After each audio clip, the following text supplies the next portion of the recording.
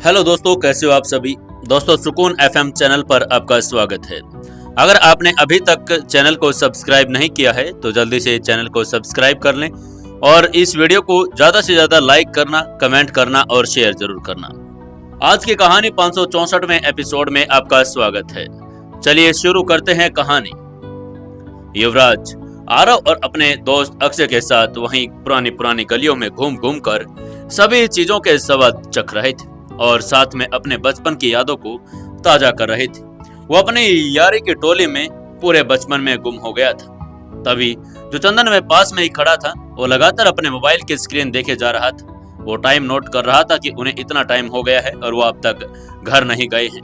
तभी उसने युवराज को एक साइड किया और उससे कहा, भाई समय ज्यादा हो गया है, बाई इंतजार कर रही होंगी, अब हमें चलना चाहिए। तभी युवराज ने भी अपनी घड़ी पर नजर डाली और उसने देखा कि समय तो सच में ही ज्यादा हो गया था। रात के करीब 10 बज गए थे और वाकई में देर हो गई थी। उसने चंदन की बात पर सिर हिला दिया और कहा, हाँ बस अभी चलते हैं, तुम सही कह रहे हो। उसके बाद उसने तुरंत आरव और अक्षय को देखा। आरव और अक्षय को ओर देखते हुए उसने कहा, चलो आरव, अब हमें चलना चाहिए। आरव भी मुस्कुराते हुए उसने सिर हिला दिया। फिर तीनों दोस्तों ने मिलकर अक्षय को अलविदा कहा और उसी क्षण युवराज आगे बढ़ा और अक्षय के कंधे पर हाथ रखा और उसने गंभीर और अपनापन भरी आवाज में उससे कहा, अक्षय, कल 9 बजे तैयार रहना, मैं खुद तुम्हें लेने आऊंगा और अब की बार कोई बहाना नहीं चलेगा। अभी हमें जाना होगा, घर पर बा इंतजार कर रही है। अक्षय के चेहरे पर भी भावनाओं की लहर दौड़ गई थी। उसको आंखों में एक नमी सी उभर आई थी, लेकिन वो मुस्कुराकर सिर हिला दिया। फिर धीरे धीरे अपने तीनों दोस्त की गली से बाहर निकल पड़े, जो कभी उनके जीवन की सबसे पुरानी सराहनीय यादों के साक्षी थी। और वही गली आज वो छोड़ आए थे। दिल्ली की सड़कों पर उनकी कार दौड़ने लगी थी।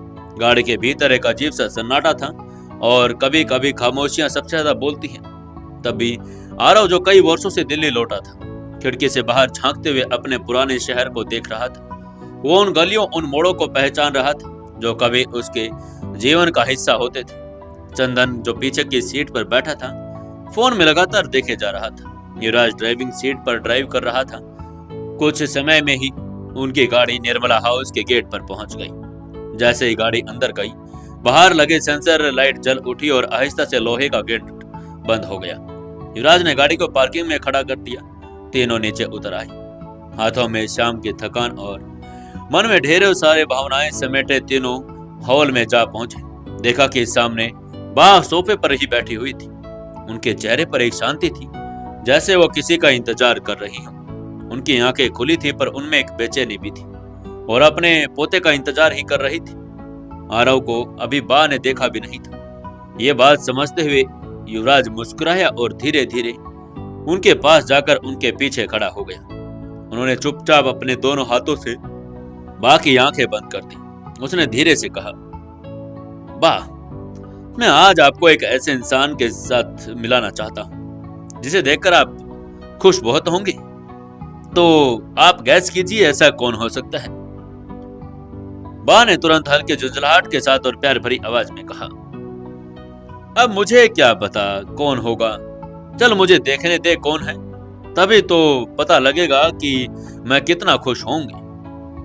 तभी युवराज ने ज्यादा बहस नहीं की और अपने हाथ हटा लिए और जैसे ही बा की आंखों के सामने आरव का चेहरा आया, वो कुछ क्षणों के लिए स्तब्ध रह गई। तभी उन्होंने चौंकते हुए पूछा, अरे अरे आरव, तू कब आया बेटा।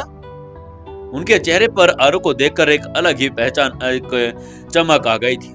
आरव भी उनके सामने झुक गया और उनके पांव छूते हुए बोला, बा, बस अभी अभी आया, आज ही। बा ने उसके सिर पर हाथ फेरते हुए उसे गले लगा लिया। एक माँ और बेटे के जैसी आत्मीयता उस आलिंगन में समा गई थी। उनकी आंखों में आंसू बह निकले थे और कुछ पल तक वो ऐसे देखती रही जैसे यकीन नहीं कर पा रही थी कि आरव अब उसके बिल्कुल सामने ही खड़ा है। चंदन भी दूर खड़ा ये सीन देख रहा था। उसके चेहरे पर एक शांत मुस्कान थी।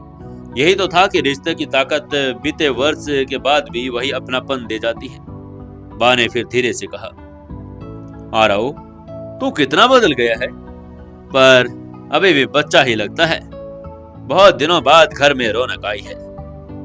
आरव भी मुस्कुरा कर बोला, बा बस यही तो सुनना था आपसे। और हाँ, एक बात और, मैं कहीं और नहीं जाने वाला, अब मैं आपके पास ही रहूंगा। बा की आंखों में फिर से नमी तैर गई। वो खुशी के आंसू थे।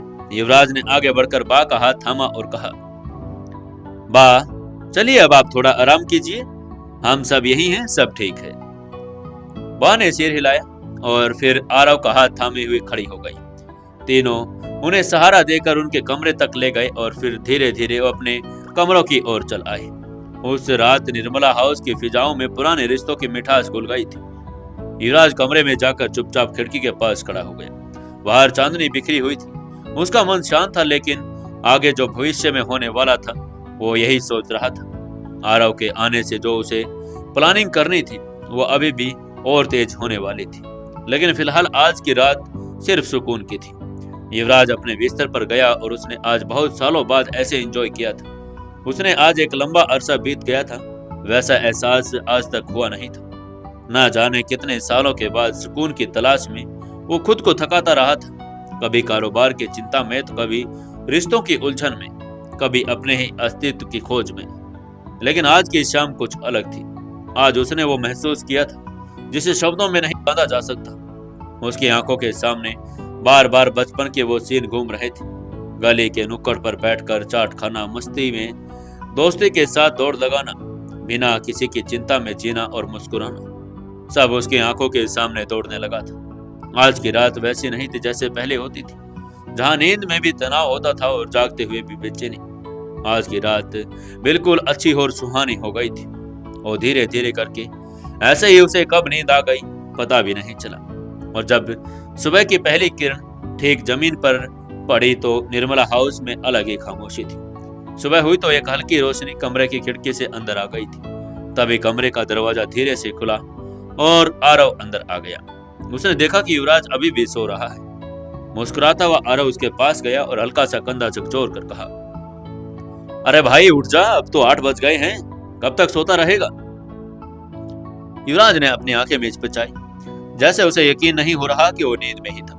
कुछ पलों के लिए वो छत को देखता रहा और फिर बाईं तरफ घूमकर आरव को देखा जो एकदम नहा धोकर तैयार खड़ा था। युवराज ने हंसते हुए कहा, अरे वाह, तू तो पूरा बिजनेस टाइकून लग रहा है आरव।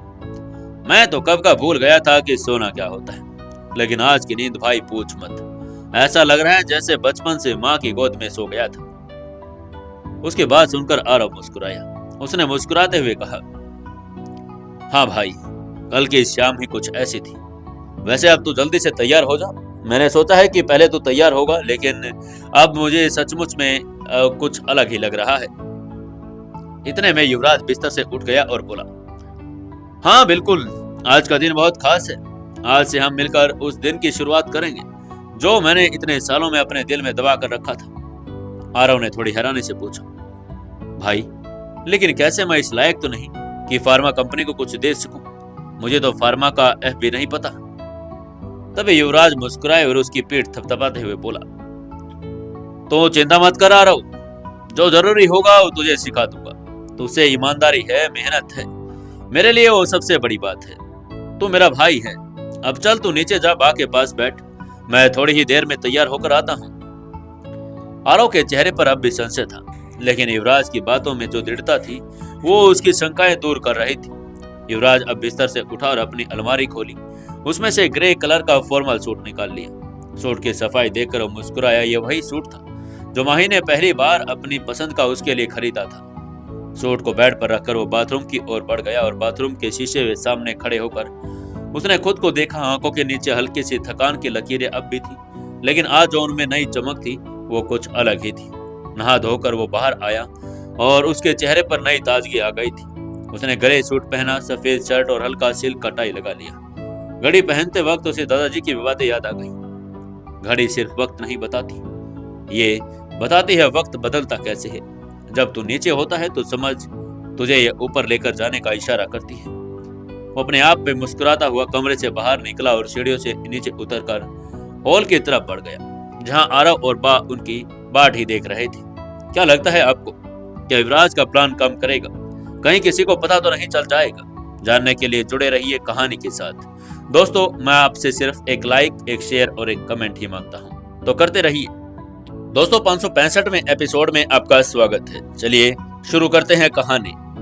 युवराज धीरे धीरे करके तैयार होकर नीचे आना शुरू हो गया था। आज सब कुछ बिल्कुल शांत वातावरण बना हुआ था। वहीं पर डाइनिंग टेबल पर सब बैठे हुए थे। बा ने मंगला से खास तौर पर आरव की पसंद का नाश्ता बनवाने को कहा था, क्योंकि उन्होंने महसूस किया कि वो इतने सालों बाद लौटा है तो उसके वेलकम में कोई कमी नहीं रहनी चाहिए। मंगला ने भी बा का जो ऑर्डर था उसे दिल से निभाया और अब नाश्ते की मेज सज चुकी थी। टेबल पर गर्मा गर्म आलू के पराठे मक्खन के साथ लुढ़के हुए थे। बगल में बेसन के चिल्ले ताजा नींबू और धनिया की चटनी के साथ रखे हुए थे। साथ ही एक स्टील की थाली में पोहा, ऊपर से सेव अनारदाने से सजा हुआ था। उसकी खुशबू पूरे हॉल में भर रही थी। ताजा कटे फलों की प्लेट भी थी, जिसमें सेब, पपीता, केले, अनार के दाने चमक रहे थे। जैसे युवराज वहां हॉल में आया, वहां ने अपनी सादी और स्नेह भरी मुस्कान से उससे कहा, अरे इतना देर कर दिया तुमने, हम तुम्हारी ही वेट कर रहे थे, चल जल्दी आजा। युवराज ने बा को सिर झुकाकर प्रणाम किया और फिर एक नजर आरव पर डालते हुए हल्के मुस्कुरा कर बोला, भाई तेरे नाश्ते के लिए इतनी तैयारी, वाह, आज तो तू राजा बन गया। आरव भी उसके बात पर मुस्कुरा दिया और आंखों में झलकती अपनापन और संकोच के झलके साफ दिखाई दे रहे थे। उसने जवाब में कहा, भाई ये तो मंगला से बोलो, राजा के स्वागत की तैयारी हो तो कम से कम सोने की थाली में नाश्ता आना चाहिए था। युवराज ने मजे लेते हुए उससे कहा, ओह सब्र रख, असली तोहफे तो आज दिन में मिलेंगे जब हम कंपनी के ऑफिस में जाएंगे। आज से आरव भी हमारी टीम का हिस्सा है। सब नाश्ते की टेबल पर बैठ गए। युवराज ने एक पराठा उठाते हुए मंगला से कहा, मंगला, आज से फिर वही स्वाद जो बचपन में हुआ करता था। भाई तेरे हाथ में तो वैसा कहीं वैसा जादू है। मंगला ने मुस्कुराते हुए कहा, बाबा बाबूजी कहते थे, जब दिल से बनाओगे तो स्वाद अपने आप आ जाता है। नाश्ते के साथ साथ वो लोग पुरानी बातों के अंदर भी घुल गए थे। आरव ने अपने स्कूल के दिनों की एक घटना सुनाई। जब उसे सुनकर छुपकर पूरे कैंटीन में पूरे पैसे खर्च कर दिए थे और फिर घर आकर डरते हुए बोला था कि उसका बटुआ खो गया। बा ने हंसता हुआ कहा, तेरी मम्मी तब से जानती थी कि तू खुराफाती है, बस कुछ कहती नहीं थी बेचारी, तेरे पापा से डरती थी। चंदा ने भी याद किया कि कैसे एक बार उसने और युवराज ने मिलकर दिवाली की रात के पीछे पटाखे जलाए थे और मंगला को लगा था कि पीछे कोई आग लग गई। मंगला ने सिर झुकाते हुए कहा, बाबा तुम लोगों ने शरारतें याद करके अब मेरी नींद ही उड़ जाती है। तभी आरव ने ध्यान से युवराज की ओर देखा और कहा, भाई आपने तो कहा था कि आप मुझे कंपनी के बारे में सब कुछ सिखाओगे, लेकिन पहले ये तो बताओ तुम चाहते क्या हो इस कंपनी के साथ। युवराज ने पराठे का आखिरी निवाला खाया और गहरी सांस ली, फिर गंभीर स्वर में बोला, देखो मैं चाहता हूं कि जो सपना दादाजी ने देखा था, जिसमें ये कंपनी सिर्फ मुनाफे के लिए नहीं समाज के लिए एक मिसाल भी बने, उसे पूरा किया जाए। और उस राह पर मुझे अकेला नहीं चलना, तुम लोगों का मुझे साथ चाहिए। बा ने आंखों में ही आशीर्वाद लिए कहा, तुम अगर साथ रहोगे तो कोई बिरा मुश्किल नहीं। बस एक बात याद रखना बेटा, इंसानियत से बढ़कर कोई कारोबार नहीं। सब लोगों ने नाश्ता कर लिया था और लेकिन दिलों में जो गर्माहट थी वो कुछ और ही नई दिशा दे चुकी थी। उन्होंने बड़े ही आदर से सबने बा के चरणों में झुककर आशीर्वाद लिया। बा ने अपने कांपते हाथों से तीनों के सिर पर हाथ फेरते हुए उन्हें कुछ ऐसा आशीर्वाद जिसमें प्रेम, गर्व और एक अनकही उम्मीद छिपी थी। उसके बाद वो फिर से फार्मास्यूटिकल कंपनी को गौरव पर पहुंचा पाएंगे। युवराज ने गाड़ी की चाबी उठाई और तीनों घर से बाहर निकल आए। हल्की हल्की ठंडक थी, तभी वो लोग अपनी एसयू में आकर बैठ गए थे। युवराज ने तभी गाड़ी स्टार्ट की और वो लोग अक्षय को लेने के लिए चले गए। गाड़ी अब दिल्ली की गलियों से होती हुई उस इलाके की ओर जा रही थी जहां अक्षय का मकान था। युवराज की आंखों में अब अलग ही लक्ष्य था। उसके सामने अब एक परिवार, इतिहास और एक सपना सब कुछ था, जो सबको वो एक साथ ऊपर उठाना चाहता था। चंदन और राव दोनों गंभीर थे। कुछ देर के बाद वो लोग अक्षय के घर पहुंच गए। उन्होंने देखा कि अक्षय बाहर ही तैयार खड़ा था। हल्के नीले रंग की प्रेस की हुई शर्ट, गहरे ग्रे ट्राउजर और हाथ में एक पुराना सा लेकिन चमकाया हुआ लेदर बैग। उसके चेहरे पर अलग ही चमक थी, शायद अपनी बहन से मिलने की खुशी और अपने एक नई कंपनी मिलने की खुशी। युवराज ने हल्की सी मुस्कान के साथ गाड़ी का शीशा खोला और इशारे से कहा, अरे आजा भाई, अंदर आजा जल्दी। अक्षय ने सिर हिलाते हुए बैग को कंधे पर डाला और फुर्ती से आगे वाली सीट पर आरव के पास बैठ गया। जैसे ही उसने दरवाजा बंद किया, युवराज ने एक्सीलेटर दबाया और गाड़ी फिर से रास्ते पर चल पड़ी। रास्ते में हल्की ट्रैफिक थी, मगर गाड़ी अपनी गति से आगे बढ़ रही थी। कुछ क्षण खामोशी की थी और फिर युवराज ने एक हल्की मुस्कान के साथ अक्षय की ओर देखते हुए कहा, वैसे एक बात बता, पायल की ट्रेन कितने बजे आ रही है? अक्षय ने उसकी बात सुनते ही मुस्कुराते हुए कहा, भाई उसकी ट्रेन शाम को 6 बजे प्लेटफॉर्म पर पहुंचेगी और उसका और उसकी फ्रेंड का एक्साइटमेंट अलग ही लेवल पर है। पूरा दिल्ली घूमने का प्लान बना रखा है दोनों ने। यह सुनते ही चंदन ने मजाक के लहजे में कहा, मतलब तुम पर तो खर्चे का पूरा भार आने वाला है भाई। अक्षय ने भी हंसते हुए कहा, बस भाई, दिल में डर तो वही है। पायल साफ साफ बोल चुकी है कि वो किसी सस्ते होटल या ढाबे पर भी खाना नहीं खाएंगे। बड़े रेस्टोरेंट में खाना खाना है उनको, वो भी बिना कंजूसी के। और ये सब सुनते ही हंस पड़े। गाड़ी का माहौल एकदम हल्का हो गया। युवराज ने मुस्कुराते हुए कहा, अक्षय भाई तुम टेंशन मत ले, इस बार हम सब कुछ ऐसा करेंगे तुझे शर्मिंदा होने की और अपनी बहन के सामने कोई जरूरत नहीं। हम सब मिलकर ऐसा एक्सपीरियंस करेंगे किसी अमीर खानदान के जैसे मेहमान आए हों। तभी आरव ने कहा, और यार वैसे भी तो अकेला नहीं है, अब तो हम साथ हैं ना, तो इतनी टेंशन मत ले। गाड़ी अब लगभग वहां पर गूंज रही थी जहां पर दिल्ली की बड़ी बड़ी इमारतें थी, लेकिन चार दोस्तों की अलग ही लय चल रही थी। अगले ही कुछ थोड़ी देर बाद में वो लोग वीरमाला फार्मास्यूटिकल्स के ऑफिस की ओर आ गए थे। युवराज ने गाड़ी पार्क की और चारों दोस्त एक दूसरे की ओर देखा और चारों ऑफिस की सीढ़ियों पर खड़े थे।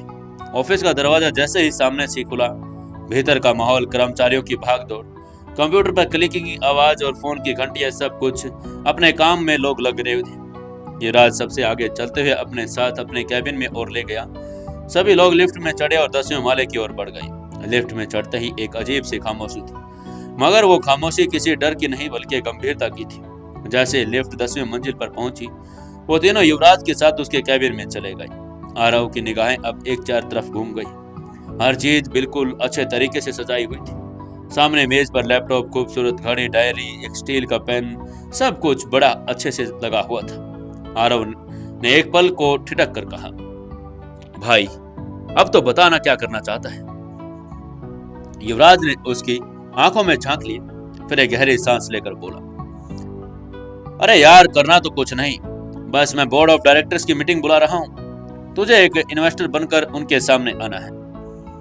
आरव जो अब तक सब कुछ बड़े शांत स्वभाव से देख रहा था, अचानक ये बात सुनते ही चौंक गया। उसने अपने भौहें सिकोड़ते हुए पूछा, इन्वेस्टर?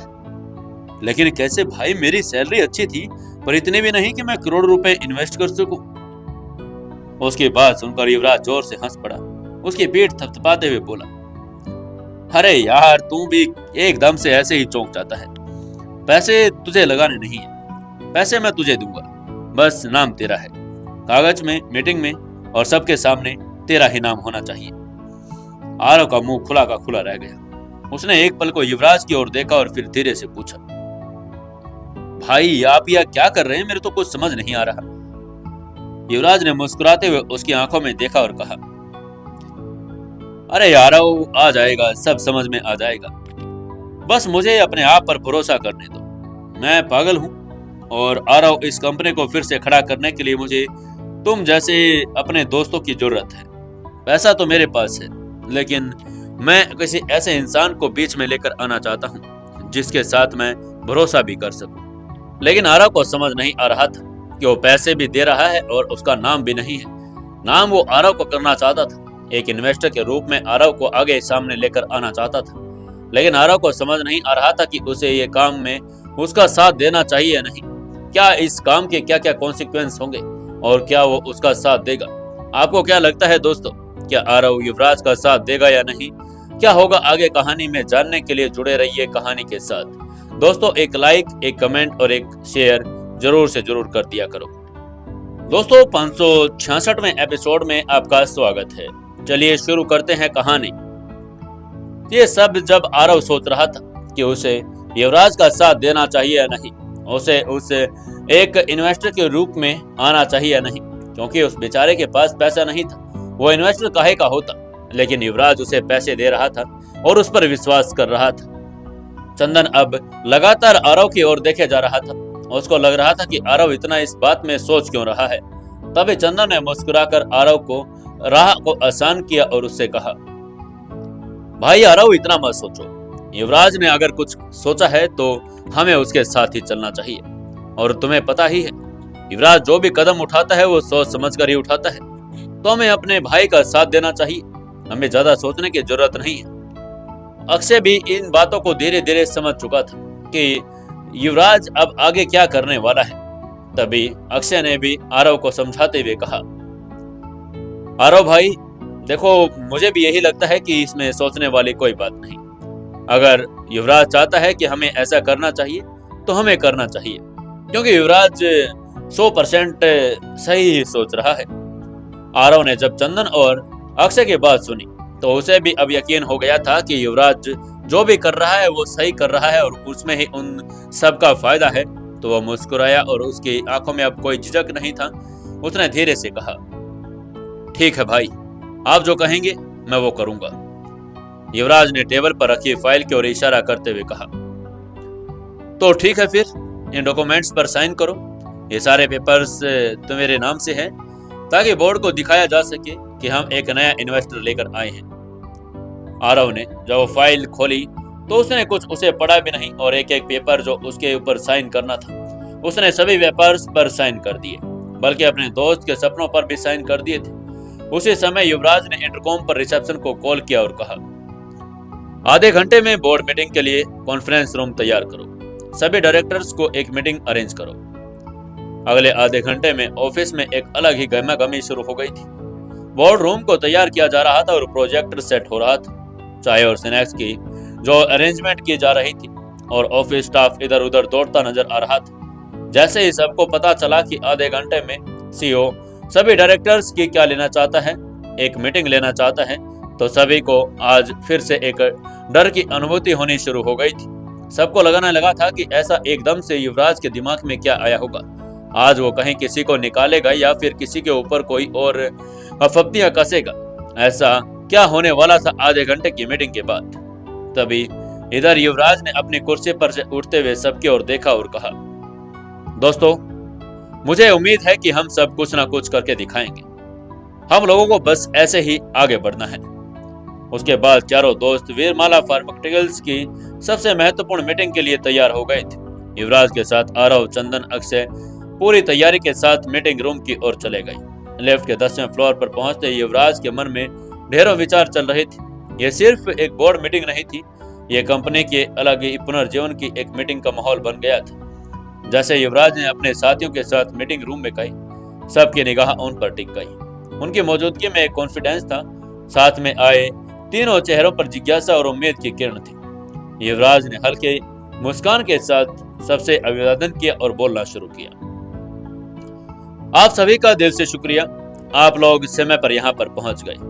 आज की मीटिंग हमारी कंपनी की भविष्य के लिए बहुत महत्वपूर्ण मीटिंग है। मैं आप सभी को आज आरव सिंह से मिलवाना चाहता हूँ। ये मेरे बचपन के मित्र हैं और एक बहुत ही एक्सपीरियंस कॉर्पोरेट प्रोफेशनल रह चुके हैं और आज ये वीरमाला फार्मास्यूटिकल्स में बतौर इन्वेस्टर जुड़ना चाहते हैं। फिर उसने अपने पास में खड़े अक्षय की ओर इशारा करते हुए कहा, और आप हैं अक्षय वशिष्ठ, जिन्हें मैंने आज से ही हमारे फाइनेंस डिपार्टमेंट का नया हेड बना दिया है।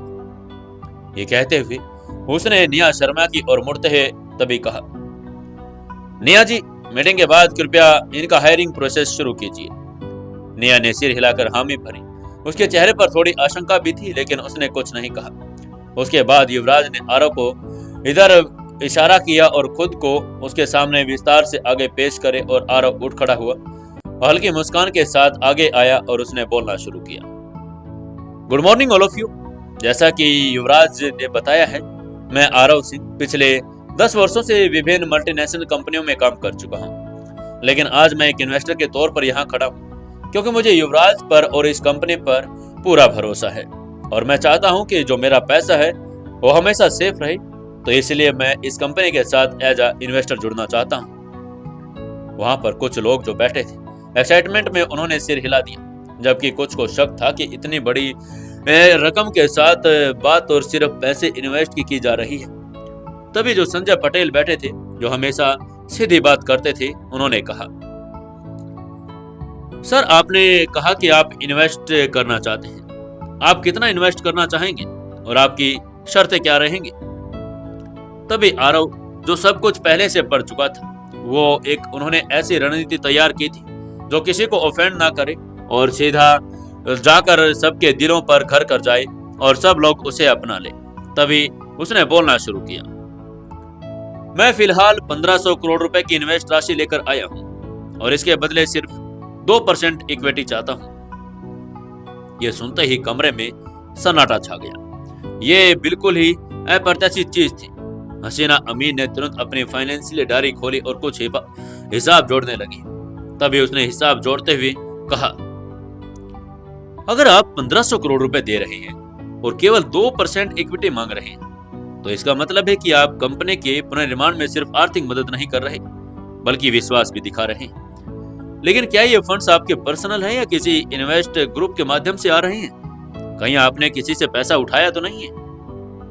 तभी आरव ने सबको समझाते हुए फिर कहा, ये फंड्स मेरे पर्सनल इन्वेस्टमेंट ट्रस्ट हैं और मैं इस कंपनी की इमोशनल विरासत के हिस्सेदार बनना चाहता हूं, मालिक नहीं।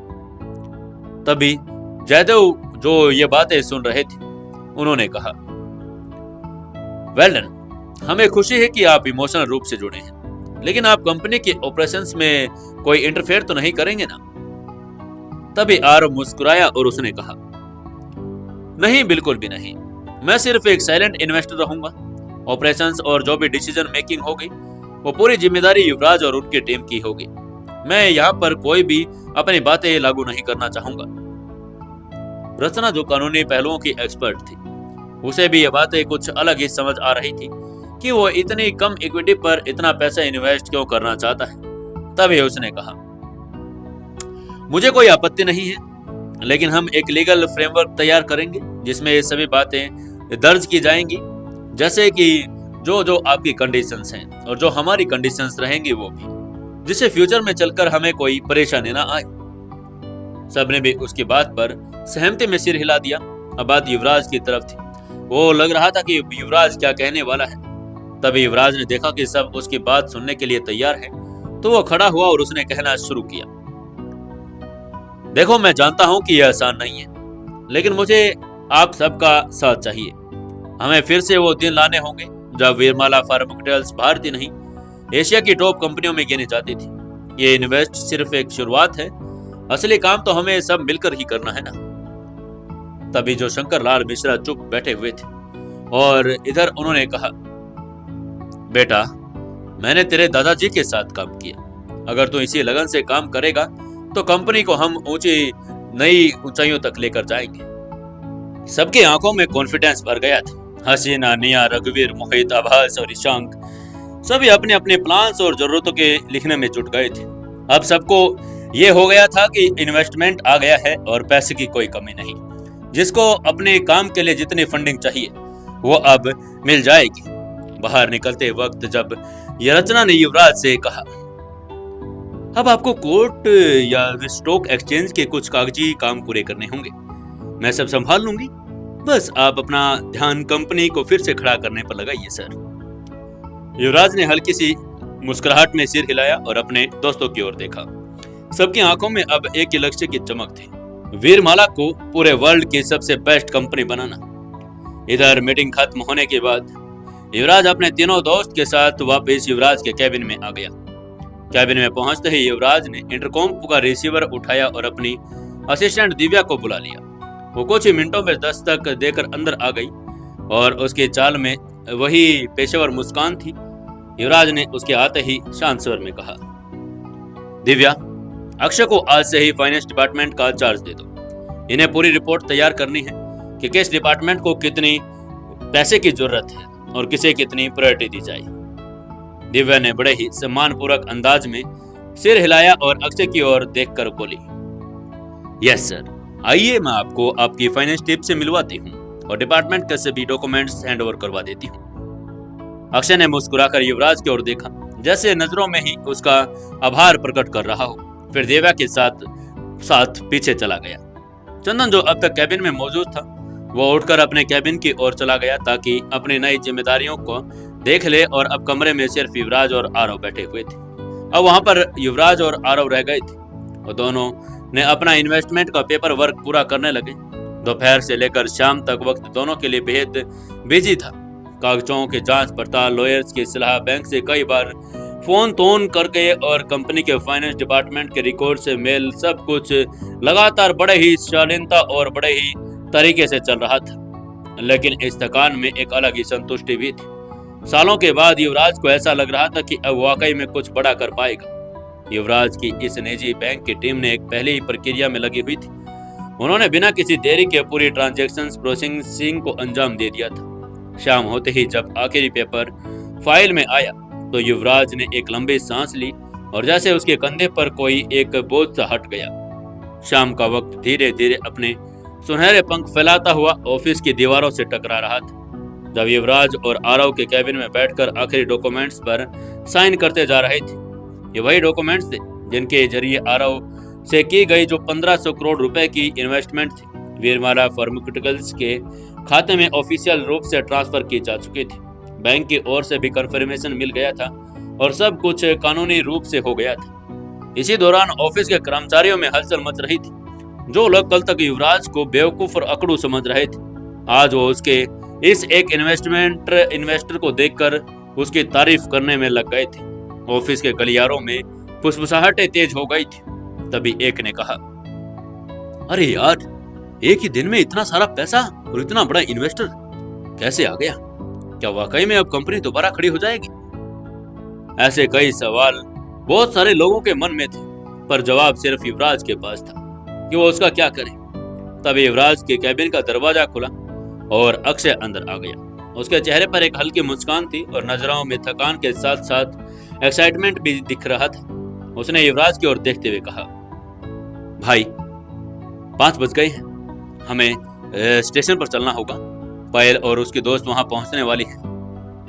युवराज ने अपनी घड़ी की ओर देखा और फिर एक बार इंटरकॉम उठाया और चंदन को कॉल मिला दिया। उसने इतना ही कहा, चंदन अभी कैबिन में आओ, हमें अभी अभी रेलवे स्टेशन की तरफ निकलना है। कुछ ही पलों में चंदन भी युवराज के कैबिन पर आ गया और युवराज ने उसे आरव और अक्षय से कहा, चलो फिर चलते हैं। चारों अपने अपने ऑफिस बैग उठाकर कैबिन से बाहर निकल गए। लिफ्ट के पास पहुंचते ही उसने एक बार फिर नजर दौड़ाई। नीचे पहुंचते ही उसने सीधे पार्किंग की ओर चले गए। वो चारों लोग थे और स्टेशन पर 2 लड़कियां जुड़ने वाली थी। कुछ 6 लोग हो गए थे और एक गाड़ी में जाना उनके लिए बड़ा मुश्किल था। ये सोचकर युवराज ने अपने ऑफिस बैग से एक चाबी निकाली और आरव को दे दी। तभी युवराज ने आरव से कहा, आरव, अपनी जो मर्सिडीज है पार्किंग में, तुम और चंदन उसमें आ जाओ। मैं और अक्षय अपनी एसयूवी में चलते हैं, लौटते वक्त हमें आसानी रहेगी। आरव ने चाबी ले ली और मुस्कुराकर कहा, हाँ ये भी ठीक है, आइडिया बुरा नहीं है। चंदन ने भी हामी भरते हुए सिर हिलाया और दोनों पार्किंग की ओर चले गए। इधर चमचमाती मर्सिडीज उनका इंतजार कर रही थी। इधर युवराज और अक्षय अपनी एसयूवी की ओर चले गए थे। शाम की हवा में एक नई ताजगी थी और जैसे मौसम भी अब युवराज और उसके साथियों की नई शुरुआत का स्वागत कर रही थी। अब क्या होगा आगे? क्या वो दोनों लड़कियां सही सलामत स्टेशन पर पहुंच जाएंगी? जानने के लिए जुड़े रहिए कहानी के साथ। दोस्तों अगर आप यहाँ तक आ ही गए हैं तो एक लाइक जरूर कर दो यार, और एक कमेंट कर दो और एक शेयर जरूर करना। दोस्तों 567वें एपिसोड में आपका स्वागत है। चलिए शुरू करते हैं कहानी। उसके बाद वो चारों दोस्त अपने अपने गाड़ियों में बैठकर रेलवे स्टेशन की ओर निकल चुके थे। जैसे वो थोड़ी देर में रेलवे स्टेशन के बाहर पहुंचे, वहां भीड़ भाड़ और गाड़ियों के चिल्पों अपने चरम पर थी। स्टेशन के बाहर जैसे ही गाड़ी रुकी, अक्षय की नजर सामने खड़ी 2 लड़कियों पर पड़ी। वो पायल और उसकी सहेली राखी ही थी। दोनों अपने अपने ट्रॉली बैग्स के साथ वहां पर खड़ी थी और आसपास नजरें लगाकर देख रही थी कि उसका भाई अब तक आया क्यों नहीं। उन दोनों की सोच यही थी कि उसका भाई शायद कोई ऑटो या फिर वैसे ही बाइक पर आएगा, लेकिन उन्हें पता नहीं था कि उसका भाई तो आज गाड़ी में आया है। तभी अक्षय ने युवराज की तरफ देखा और कहा, भाई उधर है दोनों। तभी युवराज ने इशारा किया और अक्षय उन दोनों को लेकर गाड़ी के पास आ गया। दोनों गाड़ी में बैठ गए। पायल तो युवराज को बचपन से ही जानती थी, इसलिए वो खुलकर बातें करने लगी। वो ऑफिस, कॉलेज, ट्रैवल सब कुछ बताते हुए हंस हंस कर किस्से सुना रही थी। वहीं राखी थोड़ी संकोच में थी, लेकिन उसकी निगाहें युवराज के एसयूवी की इंटीरियर्स पर टिक गई थी। उसकी आंखों में लग्जरी गाड़ी का अजीब सा मिश्रण था। तभी पायल ने अपने भाई से पूछा, भैया आप तो कह रहे थे कि आरव भैया भी आपके साथ हैं, लेकिन वो तो दिख नहीं रहे। अक्षय मुस्कुराया और बगल में खिड़की के पास इशारा करते हुए बोला, वो उधर देखो, वो जो लाल मर्सिडीज आ रही है उसके अंदर आरव और चंदन ही है। पायल और राखी दोनों एक साथ पीछे मुड़कर देखने लगे। वहां एक खूबसूरत चमचमाती हुई लाल मर्सिडीज उनकी एसयूवी के पीछे चल रही थी और राखी अब गाड़ी को देखकर और भी हैरान हो गई थी। युवराज ने ड्राइव करते हुए पूछा, अच्छा पायल, यह बताओ पहले घर चलोगी या फिर खाना खाने चले? पायल ने फौरन कहा, भैया बहुत भूख लगी है, पहले खाना खा लेंगे। युवराज ने गाड़ी को एक मोड़ देते हुए शहर के मशहूर रेस्टोरेंट की ओर चला दिया। वहां पहुंचते ही गाड़ी उनकी रुक गई और सब अंदर चले गए। रेस्टोरेंट के अंदर एक शानदार टेबल पर बैठकर उन्होंने ऑर्डर दिया। पायल और राखी ने कई तरह के डिशेस देखे जो आमतौर पर उन्होंने कभी खाया नहीं था। सबने मिलकर ऑर्डर किया और खाना खाते खाते सबके बीच खूब बातचीत हुई। पायल ने राखी को भी बातचीत में शामिल कर लिया था। वो भी अब उनके साथ घुलने मिलने लगी थी।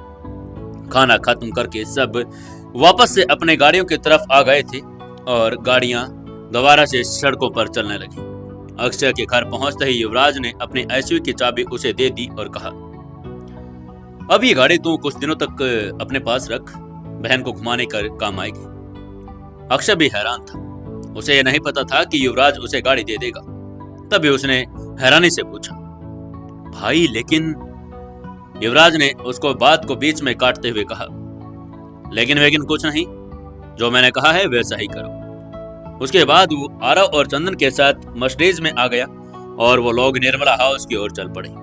निर्मला हाउस पहुंचते ही हर रात की तरह वहां भी एकदम स्वागत उनका निर्मला हाउस कर रहा था। बा हमेशा की तरह दरवाजे पर वहीं बैठी हुई थी। युवराज ने झुककर अंदर आकर बा के पैर छुए और उनके पास बैठ गया। दूसरी तरफ आरव बैठ गया। तब बा ने पूछा, तो कैसा रहा आज ऑफिस में बेटा? युवराज ने जो आज ऑफिस में हुआ था सब एक एक करके बा को बताना शुरू कर दिया। कैसे मीटिंग हुई और किसने क्या क्या आज मीटिंग में कहा था। कैसे आरव ने सबको एक इन्वेस्टर के रूप में अपने आप को दिखाया और तभी बा ने उसकी बात पर मुस्कुराया और उसका माथा चूम लिया। फिर सबने अपने अपने कमरे देखे और उनकी तरफ चले गए। युवराज अपने कमरे में गया, कपड़े बदले और लैपटॉप पर डेस्क पर बैठ गया। उसके सामने कई फोल्डर खुले हुए थे, finance report, production charts, marketing analysis. सबसे पहले उसने कंपनी के शेयर मार्केट का हाल देखा। तभी उसने जैसे ही देखा वो बुदबुदा गया, वाह आज 10% की वृद्धि, ये अच्छा है। फिर उसने जीएस गोलियों की रिपोर्ट देखी। प्रोडक्शन अगले हफ्ते ही शुरू होने जा रहा था। वो अब एडवर्टाइजमेंट के विचारों में डूब गया था। उसे वीरमाला फार्मा को एशिया के नंबर 1 फार्मा बनाना था। उसने सबसे प्रॉफिट नहीं बल्कि रिलायबिलिटी और स्ट्रॉन्ग बॉन्ड निर्माण की चुनौती थी। वो सोच रहा था कि किसे ब्रांड एम्बेसडर बनाना चाहिए, किस शहर से एडवर्टाइजमेंट शुरू हो, किस मीडिया प्लेटफॉर्म्स को उसको प्राइमरी रूप पर रखा जाना चाहिए। रात लगातार गहरी होती जा रही थी, लेकिन युवराज की प्लान्स भी गहरी थी। उसका मन अब सिर्फ बिजनेस में ही और यहाँ अलग ही कामों में लग गया था। इसके बाद वो अपने बिस्तर पर सोने के लिए चला गया और कुछ ही देर में उसको नींद भी आ गई। गर्म धूप से भरपूर उस सुबह की शुरुआत के साथ निर्मला हाउस के हर एक कोने में एक अजीब सी ताजगी और ऊर्जा भर गई थी। पिछली रात की थकावट के बावजूद युवराज ने जल्दी उठने का निश्चय किया और सूरज की किरणें जैसे उसके कमरे पर पड़ी, उसकी आंखें धीरे धीरे खुलने लगी। युवराज धीरे से बिस्तर पर उठ गया। उसने अपनी नींदों में भारी पलकों पर मलते हुए बाथरूम की ओर कदम बढ़ा दिए। ठंडे पानी से अपना चेहरा धोआ और फुर्ती से नहा लिया। बालों में हल्का सा जेल लगाया, अपनी घड़ी पहनते हुए एक नजर आईने में खुद को देखा और उसकी आंखों में आज अलग ही चमक थी। तैयार होकर वो अपने कमरे से बाहर निकला और सीढ़ियों से नीचे हॉल की ओर आ गया। नीचे पहुंचते ही उसकी नजर सामने बैठे बा पर पड़ गई। हमेशा की तरह वो अपने चश्मे से पीछे पर कुछ पड़ रही थी। उनका चेहरा हमेशा की तरह शांत और सौम्य था। युवराज मुस्कुराते हुए उनके पास गया और आदर पूर्वक झुकते हुए बोला, गुड मॉर्निंग बा। बा ने मुस्कुराते हुए उसकी ओर देखा और कहा, गुड मॉर्निंग बेटा, बैठो, तुम्हें कुछ दिखाना है। युवराज ने उनकी बात सुनकर थोड़ा चौंक गया, लेकिन बैठ गया। बा ने अपना मोबाइल उठाया और गैलरी खोलकर एक तस्वीर निकाल दी। वो एक सुंदर सी लड़की की तस्वीर थी, जिसकी आंखों में सादगी और चेहरे पर गजब की मासूमियत। उन्होंने वो तस्वीर युवराज की ओर बढ़ाते हुए कहा, युवराज देखो ये लड़की कैसी है। अभी युवराज कुछ कहता, उससे पहले ही सीढ़ियों से उतरता हुआ आरव जोर से चिल्लाया, अरे बा, किसकी बात हो रही है? कोई भाभी दिखा रही हो क्या? युवराज मुस्कुराने लगा। बा थोड़ा सा चेप गई थी। आरव तेजी से आगे आया और बा के हाथ से मोबाइल खींचते हुए बोला, बा जरा मुझे भी तो दिखाओ, क्या दिखा रही हो आप इसको? इसको तो कुछ समझ नहीं आता। भाभी तो हमें पसंद करनी है, ये तो सीधा सीधा हाँ कह देगा। चलो हम दोनों पहले जांच पड़ताल कर लेते हैं। बा भी उसकी बात पर हंस पड़ी। उन्होंने आरव को हल्के से डांटते हुए कहा, चुप बदमाश, ये कोई मजाक की बात है क्या? लड़के वालों से बात कर ली मैंने और ये लड़की बहुत ही संस्कारी है। आरव मजाक के मूड में था। उसने युवराज की ओर आंख मारते हुए कहा, भाई संस्कारी तो हम भी हैं, पर ये भी तो बता दो नाम क्या है भाभी का? बा ने कहा, इसका शालीन नाम है। बीएससी की पढ़ाई पूरी कर चुकी है और अभी अपने पिताजी के साथ उनके स्कूल में काम में हाथ बटा रही है। बहुत ही समझदार है। इस हल्के फुल्के माहौल के बीच घर का स्टाफ नाश्ते की तैयारी कर चुका था। धीरे धीरे सभी लोग डाइनिंग टेबल की ओर बढ़ गए थे और आज फिर से वही बड़ा ही गर्मागर्माहट और अदरक वाली चाय के साथ बड़ा ही अच्छा नाश्ता आ गया था। पराठे की खुशबू से तो आरव दीवाना हो गया था। उसे हमेशा से ही और लालू के पराठे बहुत ज्यादा पसंद थे। धीरे धीरे करके सबने नाश्ता किया और जैसे ही युवराज, आरव और चंदन निर्मला हाउस से निकलकर ऑफिस की ओर रवाना हुए, उनके चेहरों पर गंभीरता की छाया थी। युवराज की गाड़ी शहर की हलचल भरी सड़कों से गुजर रही थी और सामने से सीट पर बैठा हुआ चंदन अपने टैबलेट में कुछ आंकड़े खंगाल रहा था। आरव पीछे की सीट पर बैठा खिड़की से बाहर झांकते हुए चुपचाप सोच में डूबा हुआ था। कुछ मिनटों के बाद चंदन ने अपनी नजर टैबलेट से हटाकर युवराज की ओर देखा और गंभीर लहजे में बोला, भाई मैंने कल रात सभी डिपार्टमेंट्स की रिपोर्ट्स एक एक करके देखी थी। Production, finance, IT, her department काफी संतुलन में है। बस एक चीज खटक रही है, ये हमारा एडवर्टाइजमेंट डिपार्टमेंट कुछ अच्छा नहीं लग रहा। युवराज ने चंदन की आंखों में झांका और फिर मुस्कुराते हुए बोला, यस मैं समझ गया, मार्केट में टक्कर तेज हो गई है। पुराने एड्स अब ग्राहकों को बांध नहीं पा रहे। कुछ नया, कुछ हटके चाहिए। पर क्या सोचा है तुमने इसके बारे में? चंदन के चेहरे पर एक कॉन्फिडेंस भरी मुस्कान आई। उसने अपनी सीट सीधी की और कहा, भाई मैंने कल रात एक आइडिया पर काम किया। हम एक नई फेस की तलाश में थे ना, तो मुझे लगा कि हमें ग्लैमर और मास अपील दोनों मिल जाएं अगर हम सुहानी को साइन कर लें। युवराज ने हैरानी से पूछा, सुहानी? तुम उस एक्ट्रेस की बात कर रही हो जो पिछले साल सपनों की उड़ान फिल्म में थी? चंदन ने उत्साह से सिर हिलाते हुए कहा, हाँ भाई, वो अब सिर्फ फिल्मों में ही थी, लेकिन उसने अभी तक किसी भी ब्रांड को एंडोर्स नहीं किया है। यह हमारे लिए एक सुनहरा मौका है। कल मैंने उसे कॉल पर बात की थी। मैंने उसे आपके बारे में और हमारी कंपनी के भविष्य की योजनाओं के बारे में बताया। वो आपसे मिलने के लिए आज दोपहर हमारे ऑफिस आ रही है। युवराज के होठों पर हल्की सी मुस्कान तैर गई। उसने गाड़ी मोड़ी और तुरंत बोला, चंदन तुमने एक बार फिर साबित कर दिया कि तुम बहुत कुछ कर सकती हो। सुहानी जैसे चर्चित और अभी तक ब्रांड एंडोर्समेंट से दूर एक्ट्रेस को लाना वाकई में बड़ा कदम होगा, मगर क्या वो हमारे ब्रांड को समझ पाएगी? चंदन ने कॉन्फिडेंस के साथ कहा, भाई मैंने उसे साफ बताया कि ये कोई शैम्पू या मेकअप का ब्रांड नहीं, ये जीवन शक्ति गोली है, फार्मा इनोवेशन। मैंने उसे भी कहा था कि हम देश के करोड़ों लोगों की सेहत को लेकर काम कर रहे हैं। तो उसकी आवाज में जो एक्साइटमेंट था बता रही थी कि वो गंभीरता से सोच रही है। आरव, जो अब तक शांत बैठा था, उसने पीछे से कहा, अगर सुहानी को हमने साइन कर लिया तो मीडिया में तूफान आ जाएगा। हर कोई यही कहेगा कि युवराज सिंघानिया की फार्मा कंपनी में अब ग्लैमर का तड़का लग गया है। युवराज ने हंसते हुए कहा, ग्लैमर अगर सच्चाई और समर्पण से मिले तो उसका असर दोगुना होता है, लेकिन हमें यह भी देखना होगा कि सुहानी हमारे प्रोडक्ट को और हमारे विजन के साथ कितनी समझ रखती है। मैं उससे बात करूंगा और देखूंगा कि उसके इरादे कितने गहरे हैं। क्या वो हमारा साथ दे पाएगी? क्या लगता है दोस्तों आपको, क्या सुहानी वो ब्रांड एम्बेसडर बन पाएगी या नहीं? जानने के लिए जुड़े रहिए कहानी के साथ। दोस्तों, एक लाइक, एक कमेंट और एक शेयर जरूर कर दें।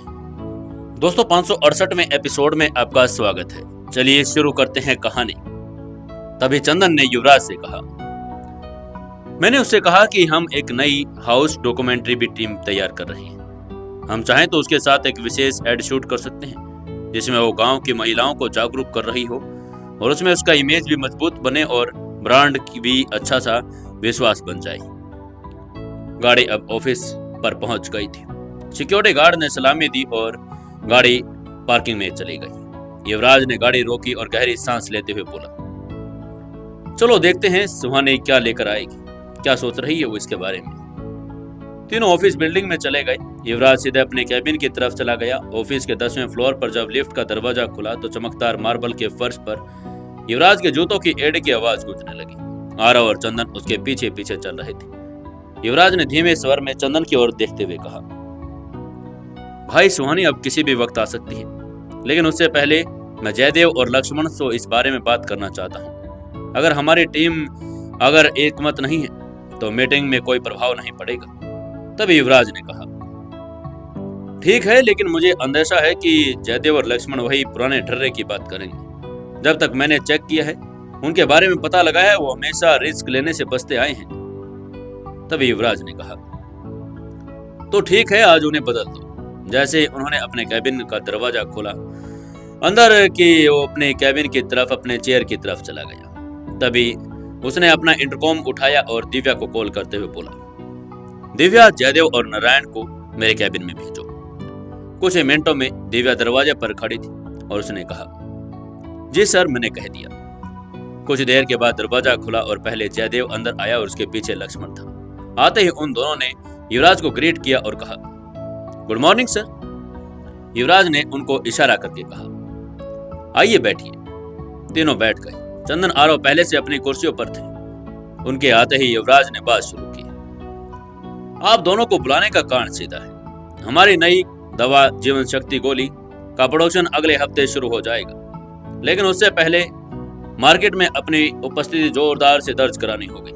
इसलिए मैंने एक्ट्रेस सुहानी को हमारे ब्रांड एम्बेसडर बनाने के लिए सोचा है। जयदेव और लक्ष्मण ने जैसे सोचा, फिर जयदेव ने हाथ जोड़ते हुए कहा, सर, आपकी बात सही है, लेकिन सर, ये आपने जो एक्ट्रेस सुहानी की बात करने का प्लान बनाया है, ये मुझे कुछ अच्छा नहीं लगा। लक्ष्मण ने भी धीमे स्वर में कहा, सर, ये मेरे हिसाब से भी पैसे की बर्बादी है। हमारे दवा की जो गुणवत्ता है वो ही उसकी पहचान है। हम क्यों किसी सेलिब्रिटी से प्रचार करवाएं? तभी युवराज ने मुस्कुराकर कहा, देखो, अगर क्वालिटी ही काफी होती तो अच्छी चीज मार्केट में नंबर 1 होती, लेकिन ऐसा नहीं है। मार्केटिंग अब एक साइंस है, केवल एथिक्स नहीं। चंदन ने भी अपनी कुर्सी पर थोड़ा आगे झुककर कहा, सर, अगर हम एक क्लिनिकल फीचर पर दवा बिके तो बड़ी बड़ी मल्टीनेशनल कंपनियां करोड़ रुपए एडवर्टाइजमेंट में क्यों झोंकती? क्यों एक बाम बेचने के लिए इतने बड़े वो एक्ट्रेस को लेकर आते हैं? जयदेव ने गहरी सांस ली और कहा, देखिए सर, मैं आपके स्टेटमेंट की कदर करता हूं, लेकिन हम एक फार्मा कंपनी है, हमें गंभीर रहना चाहिए। किसी एक्ट्रेस को ब्रांड एम्बेसडर बनाकर हम खुद को मनोरंजन उपयोग दिखाएंगे तो हमारे लिए एक थोड़ा सा गलत हो जाएगा।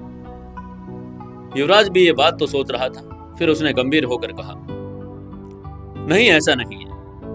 अब उसकी आवाज में थोड़ा सा लहजा बदल गया था। पूरे कैबिन में सन्नाटा छा गया। उसमें गंभीरता आ गई थी और उसने कहा, हमारे ग्राहक तो डॉक्टर है ना, लेकिन वो दवा जिसके लिए हम लिखते हैं आम जनता के लिए। आम जनता वो खरीदती है जिसका नाम उन्होंने सुना है, जिससे वो जुड़ाव महसूस करते हैं। तभी आरव ने अपनी बात को बोलते हुए कहा, बिल्कुल, आज लोग सोशल मीडिया पर, टीवी, यूट्यूब, हर जगह ब्रांड्स में घिरे रहते हैं। सुहानी एक बहुत अच्छी पर्सनैलिटी है। अगर वो टीवी पर कहेगी कि जीवन शक्ति गोली से उसकी तबीयत सुधर गई है, तो हजारों लोग तो उस पर वैसे ही भरोसा कर लेंगे कि एडवर्टाइजमेंट नहीं, एक ब्रांड बिल्डिंग है। लक्ष्मण ने अभी भी सवाल किया, लेकिन सर, इसकी लागत बहुत ज्यादा होगी, क्या हम इतने पैसे झोंक देंगे? तभी युवराज ने एक फाइल अपने पास ली जिसमें पूरे एडवर्टाइजमेंट का बजट रखा गया था। उसने एक एक पन्ना उसके सामने रख दिया और युवराज ने कहा, देखिए, ये पूरी स्ट्रेटेजी है।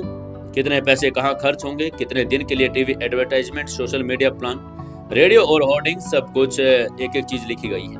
और सबसे जरूरी बात, इसकी वापसी हम अगले 3 महीने में जितनी इन्वेस्टमेंट करेंगे उसे दोगुना वसूल करके रहेंगे। जयदेव चुपचाप कागजों को पलट पलट कर देख रहा था।